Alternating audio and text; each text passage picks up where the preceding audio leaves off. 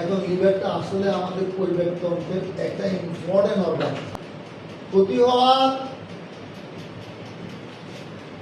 যে লক্ষণগুলো, ওগুলো যদি আপনি অবগত থাকেন তাহলে আপনি মোটামুটি অনেকটা সতর্ক হয়ে গেলেন।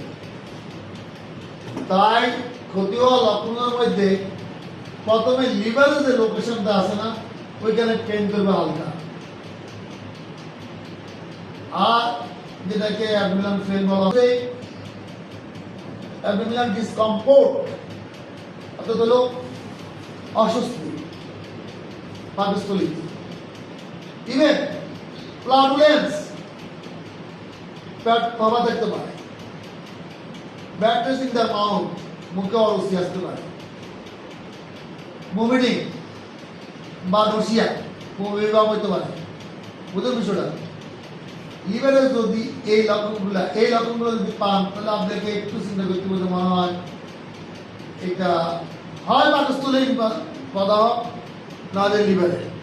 লিভারের দিকে আপনি কনফার্ম হওয়ার জন্য আপনাকে কি করতে হবে যে ফিজিক্যালি একদম এই নিচের দিকে তাকান, এই তাকান, তাকালে এই যে অংশটা বাইরে আসছে না, এটা এখন সাদা আছে, এটা একটু হলুদ আকৃতি হয়ে দেবো। বুঝলেন বিষয়টা? এক। 2 নম্বরে এই যে নখ আছে এটা এখন লাল, তো ওনার এটা হলুদ আকৃতি হইতে পারে।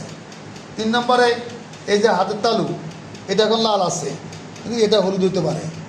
এবং এই হলো এক সিমটম। এগুলা একটু যখন তার লিভারটা সিরিয়াসলি আক্রমণ করার পরে দেয় এই লক্ষণগুলো প্রকাশ পায়। প্রস্রাবে হলুদ হইতে পারে। বুঝলেন বিষয়টা?